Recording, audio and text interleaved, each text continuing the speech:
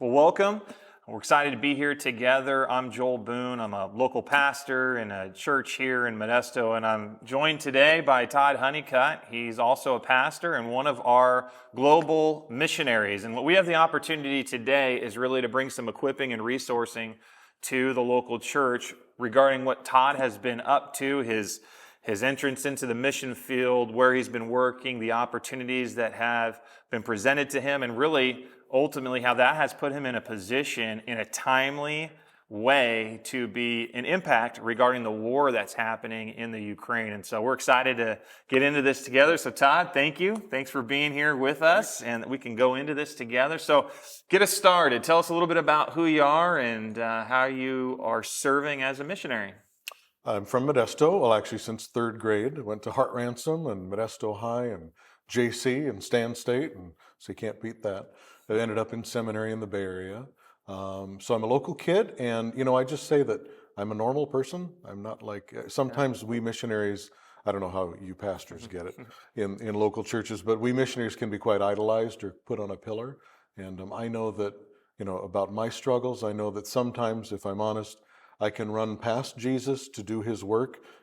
I can get so busy doing all that I'm doing, but seeking after him and just trying to follow after him. Because when I was 19, I got cancer, and the struggle through chemo and radiation and all of that, it really made me see that life is short and that my life is not my own. And so let's invest it in the best possible way. And for me, that was overseas missions. Yeah, so help us understand where you've been serving now as one of our global reach partners. Yeah, we've been in a tiny country called Slovenia, and I got to be honest, when we were in a meeting where this group of mission agencies was saying, we need someone to go to Slovenia. Now, I'm a map guy. I had massive National Geographic maps on my bedroom growing up, and I went, what? Slovenia? Where's that? And they pointed out, it's like, oh, okay, so that's the northernmost part of the old Yugoslavia. Now, I know Yugoslavia, okay. I had a friend in Modesto High from Yugoslavia. And so it turns out that, it's this tiny country of 2 million people. It's right at the southern edge of the Alps, a little bit on the Adriatic Sea, and it's its own unique people group. There's no, it's cousins of other Slavic languages and cultures, but it's its own thing, mutually unintelligible to other languages, with other languages. And so we've been there since 2001. Initially, a lot of language learning and network building, getting to know all of the pastors, missionaries in country, which are pretty tiny. So country of 2 million, from all varieties of evangelicals, maybe 2,000 in the whole country. And that's in about 40 small churches. Maybe 3 or 4 of those pastors are paid full time. The rest have another job or work for another ministry. No Bible school. If you think about like infrastructure, highways and all of that good stuff, water, the Slovene spiritual infrastructure is so minuscule. And that's a lot of what we've been doing. We went in to help churches to plant more churches, but we also kind of, while continuing that, saying, well, if churches need to plant churches, then we also need to develop a prayer network. We still have a prayer calendar that we write every month. We need to create a unity amongst the churches, because if the numbers are so tiny, it's like you're on the front lines of the war, you work together and you band together on what's important. That's been a battle all of these years, working on that. In fact, this little booklet here was something that this year I was working pretty heavy on. There's a couple documents that come out of Billy Graham's movement called the Lausanne Movement. 1974 was the first global gathering of Christians to say, well, how are we going to evangelize the planet? So out of that came the Lausanne Covenant, and then in 2010, the Cape Town, South Africa commitment. They're like the two big statements that most mission agencies and many churches have as their statement of faith. So getting that into Slovene, in good, solid Slovene, to say, okay, guys, well, maybe you have this conservative theological idea, and you guys have this more, let's say, charismatic theological idea, whatever you want to do. But this is what the evangelical church around the world says that we believe and what our mission is.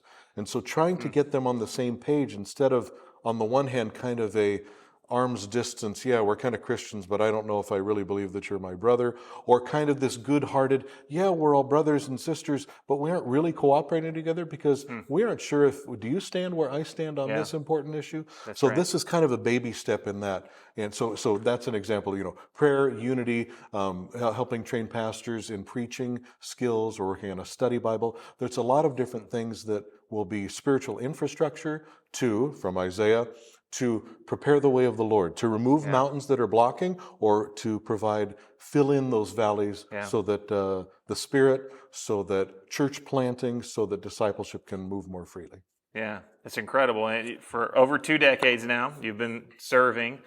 And before we can really understand how you've been in a position for really to provide help regarding the war in the Ukraine, we need to understand a little bit of some transition that took place in the last 2 years that put you in that position to be able to help. So, Right. Our daughter went to normal, to Slovene public schools most of her life. And when she was at the end of 7th grade, we thought, to prepare her better for life back here or wherever she goes, we wanted to put her into an English language school. So we did, an international school. And then as we were transitioning back, we were here for a little while, her school closed. They're in Ljubljana, in the capital city. It's like, well, what do we do? And we figured, well, she could not return to the Slovene system. There was not another good English language option. So we had some contact with the International School of Budapest in Hungary. And so we moved there. Budapest is about 2 hours from the Slovene border. So, those of you who commute to the Bay Area, or some commute even farther, it's kind of like that. Not that it's an everyday thing. And obviously with COVID, the need to be, in the same room all the time for every meeting isn't as important. Zoom is okay, email and other things. So we've been working from Budapest, on the edge of Budapest, for Slovenia for the last almost 2 years. yeah. And that transition then has placed you in the vicinity of, now there is the war that's taking place and a need for aid. So help us understand, what has been your experience? Well, it was hard to know what to do early on. I mean, if you remember back then, these Russian troops were on the border, and no, we're not going to invade anybody, the Putin was saying. And then suddenly it was on. I remember it was like 2 nights after the war started. Sarah was in the States. Her mother was dying at that point. Lily was off with some friends, and I just thought, I'll go to a restaurant and have a little meal. And there was all these people around me having fun and just laughing and talking. And since I didn't have anyone to talk to, I was just observing them. And I thought, this is kind of madness, isn't it? There's a war going on. Okay, the border's 3.5 hours to the east. Shouldn't we be living differently? Shouldn't we do something? Kind of a good metaphor as well for the church and the kingdom, all that. But I just felt like standing up and saying, because it was hard to know, well, how do you react to a war? I've never lived near a war before, Wars were always somewhere else. So early on, it was kind of hard to know what to do. And then you heard, well, there's people that need transport. So should I hop in a car? Well, I called a few friends in Slovenia and they drove over and did that. Okay, well, what should I do? And I kept trying to figure out practical ways that I could be involved, but it seemed like I kept being pushed into, well, we need to coordinate this. We need to connect these dots, which is kind of what I do already. In the what came out of that was, well, people, they need some supplies. They need some stuff. And the Ukrainian church is saying, well, this is what we need. We need, pasta. We need socks. We need, bandages. We need medications, because it's hard to get medications now. So we set up with our agency a little website. In fact, you can still see it. It's still open today, where people could give. And between Big Valley and other churches here in Modesto and around the country, well over $40,000 have been given. That's great. To do what? Well, I go to like a Costco-like store, big box store, and just with others, and we'll start grabbing massive bags of pasta and baby diapers and canned meat and whatever, and then there'll be a van there that takes it over the border. Yeah. Who's driving that van? Well, early on, got connected with Campus Crusade for Christ, Crew, and the cool thing is the young men, the ministry couples who are working with Crew, who are Ukrainian, they probably should be on the front fighting, right? But Crew developed an agreement with the Ukrainian government that they could be a resource to connect the country with the mission agencies. So I'm in the store buying stuff with a Ukrainian Crew worker, and then here comes a whole other group of Crew Ukrainians, and they start talking, and they're talking about what they're going to do, and in fact, I remember we're on the aisle with canned meat, which isn't my favorite thing, but hey, if you're in a war, you eat whatever you got. Right. And I said, well, here's the stuff we got last time, and so the guy looks at the can and he goes, the protein, it's a lot of rice in here. Why don't we get this other one over here that's protein, has mainly meat? Okay, yeah, that's great. In missionary training school or in seminary, I didn't learn how to do that. Yeah, that's right. and you feel kind of inept because, well, what do I do? So a lot about supplies and listening to what is needed. Like, for example, my wife's cousin, her son works at Oakley, the high-end sunglasses company. And he called us the other day and he said, we have these military-grade sunglasses. You want to take some back to be used in Ukraine? I'm like, sure. I mean, I'm a missionary. I don't know that I'm necessarily supposed to be supporting the soldiers, but I do believe that the Ukrainians are unfairly being attacked. It's kind of one of those interesting conundrums. But yeah, we're probably going to get a couple 100 pairs of Oakleys and take those back. And then there was a little, just another practical one. A family in Lily's school who's Hungarian, the Hungarian government kind of commandeered their hotel and said, you have to house Ukrainian refugees. And you have to pay for it, and you may never be, and you have to feed them, and you may not be reimbursed. So that was actually our very first project. Went and bought, big stack of food and all this, and when I saw the tiny fridge, bought them a big honking massive fridge, and just kind of got them rolling with taking care of these people. Yeah. It was great. Early June, I said to our Dutch neighbor who'd been running across the border, said, I think it'd be good if I got across the border. So we crossed the Hungarian-Ukrainian border and went to 3 different towns. First one, we unloaded most of the supplies there, and they were going to distribute them around. Second one, it was a Gypsy Roma village where we were able to give some of our materials. And then when I saw, so this isn't like a wandering group of people. They've been in this village for like a century. Yeah. And the men actually have jobs in nearby factories, but the factories are closed because there's a war going on. Yeah. So I was able to give the pastor $1,000 to hire the men to improve the church and other things around there, so they have a way to do that. The third stop, we stopped at a restaurant in a town right on the border. The only people left in the town are sick or old, and so the restaurant is feeding these people. Wow. So again, I didn't make those connections. This is all through my Dutch neighbor or through Campus Crusade or Josiah Venture, another mission agency, but just trying to hear, so what's going on? That's right. And if I had some money, how could I quickly jump in? This week, our Moldovan Campus Crusade neighbor texts and says, hey, we're going to send another van. You got any money? Yep. Why don't you spend about $2,000? Okay. And then just wired that to her. So it's fun and it's kind of hands-on. But the reality is, this is going to be a massive long-term need. I mean, if the war shut down tomorrow, what do you do with all these people in trauma? And what do you do about these ruined churches and houses? So I think it's a question for the global church as to how we're going to partner in that. Yeah. And I do know that Big Valley's starting to partner with a particular Ukrainian pastor. I'd like to go visit him in the next few months. Yeah. But it's just one of those weird things. I'm not in Slovenia anymore, but we're still working for Slovenia. But we're on the cusp of a war. What do? I don't know. It doesn't take a lot of time to do what I just described. Yeah. Run over to Costco for 2 hours and shop. That's not too bad. Yeah. But having your eyes open and kind of leaning on your network of relationships to know what would be effective. Well, the war's a mess. It's created a mess. Yeah. Even if it stopped today, the mess would continue. Yeah. And part of what you have been learning is how do you sort through the mess to find out what can I do right now? So you've mentioned a few different ways of how you've been trying to figure that out. Are there any lessons that have emerged yet as you've been trying to figure out and how to serve regarding the war that you go, this is something that's kind of practical that I'm learning in this moment? I don't know how you think about it, but when you hear about like the United States government sending money to other countries, or you kind of wonder now how much of that really gets used well. So that was one of my early thoughts was, whoever I buy something for, I'm going to know them personally. I'm going to meet them face to face. or Sarah's going to like physically set the things in there because we're going to make sure this is going to get to where it needs to get to. That was one of those early things that I thought, we need to make sure and be good stewards. Accountability, being wise, not just, hey, here, if you have money, here's the 40 different things that you could do.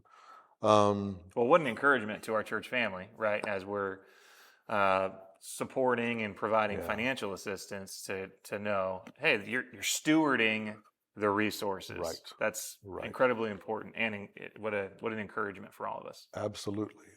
Another thing is, I'll speak really frankly here. Sometimes missions can be kind of a rah-rah thing and kind of stereotyped.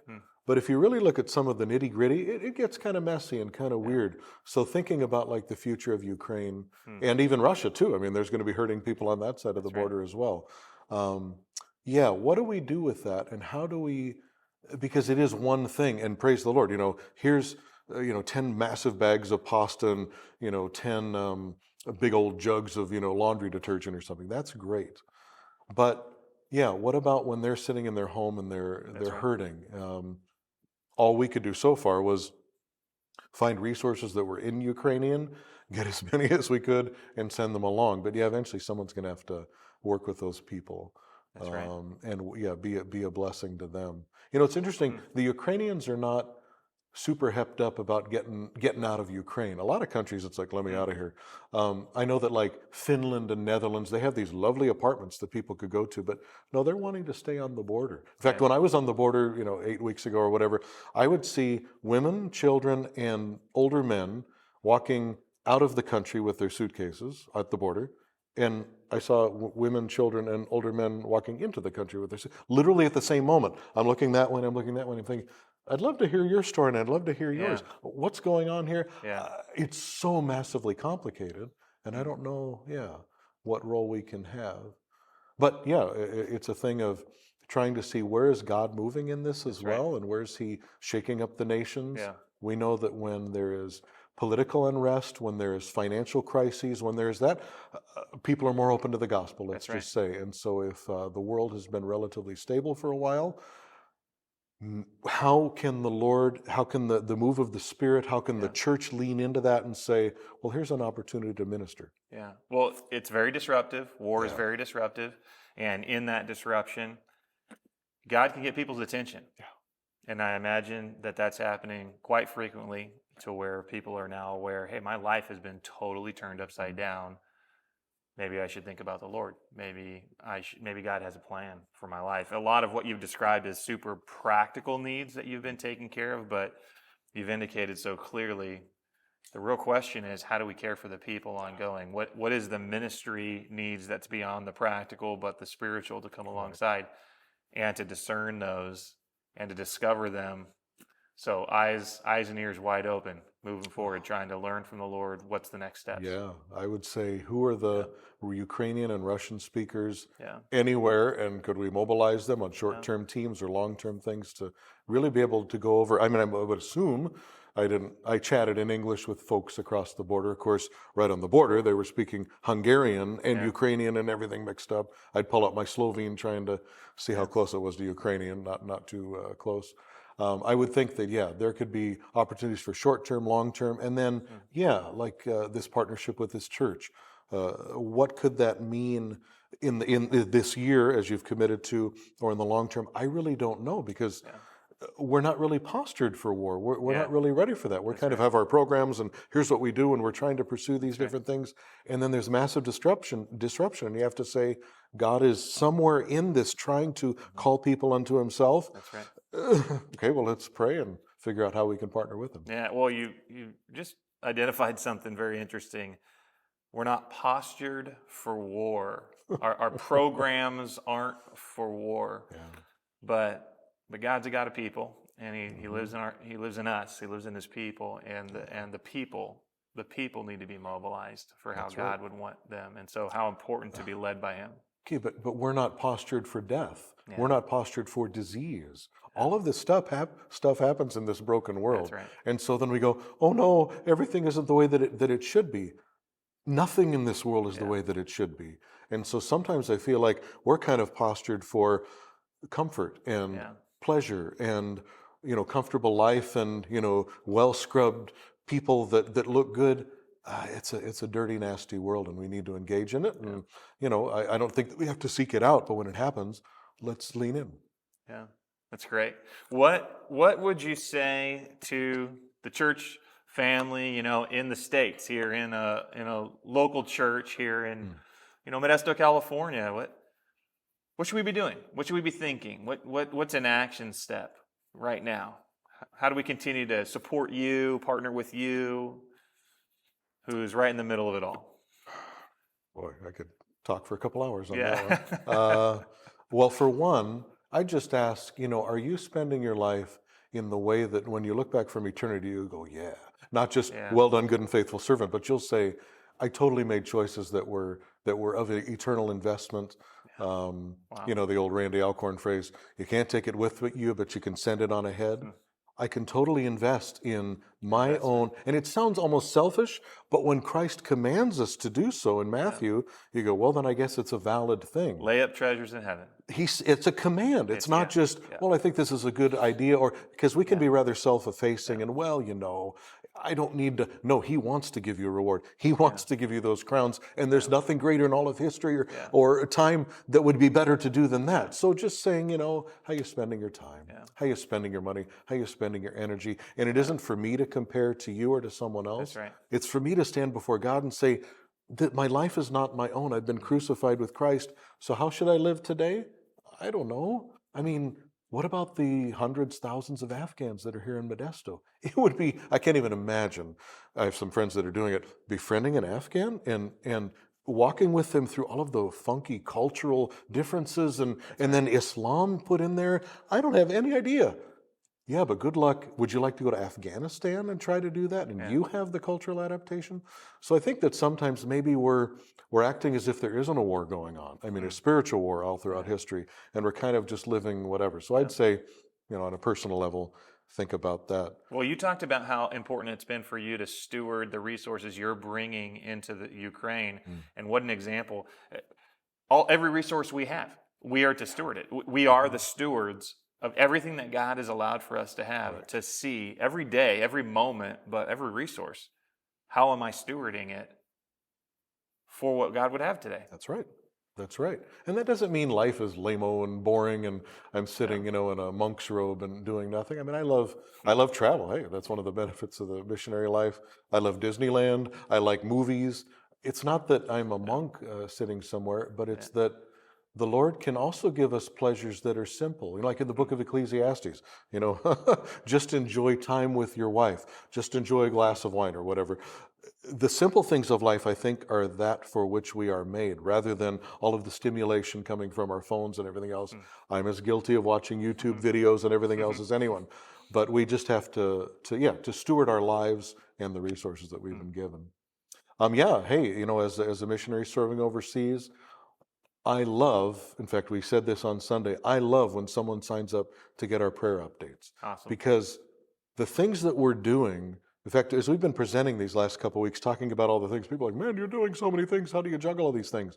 Well, because God is moving and because we're writing prayer letters every month saying, here's what we need to do and here's where we need God to work. And so it would be foolish to not keep the church back here well informed of what we're doing and saying, here's what we're doing. So we have, like a newsletter, and we have even a private Facebook page where we share things almost every day about what's going on. That kind of partnership is really important. And then, you know what, on a personal level, when we come back, speaking on behalf of the missionaries, ask us some good questions. Ask us, not just, hey, how you doing? And but say, hey, tell me one great story from the last time you were here. Or take us aside and ask us how you're really doing. Maybe not everybody, because I don't know everybody, but sometimes, again, those conversations can be a little superficial, and you feel like you're saying the same thing over and over. And it'd be nice to have some personal conversations as well. Awesome. That's great. Well, I hope that for everyone who's with us watching, that this has been really edifying to you. This, our heart is to equip. It's to bring resourcing to the church. And Todd, I want you to know we're so thankful to be in partnership with you. And thanks for sitting down to take time to explain about what's been going on in your life, but also about how God's positioned you at this time in a mess where there's great disruption, but really it's an opportunity that you're taking advantage of. And so thanks for helping us understand that. So we appreciate you, man. Thanks so much. And thank you for being with us. And we're going to continue to resource the local church. And so we'll see you next time around. Thanks for being with us. Could I do one thing before the end? Absolutely. When I was in Ukraine, this is kind of just a silly symbolic thing. This is the Ukrainian flag with their crest, which they normally don't put on there. I just thought, thanks so much for blessing Ukraine. It's a little gift you can put in your office or whatever and say. Awesome, thank you. Because I did actually have some videos of some of the Ukrainians saying thank you, and they are grateful for what the church is doing. Awesome. Well, we'll close on that note right there. So thank you.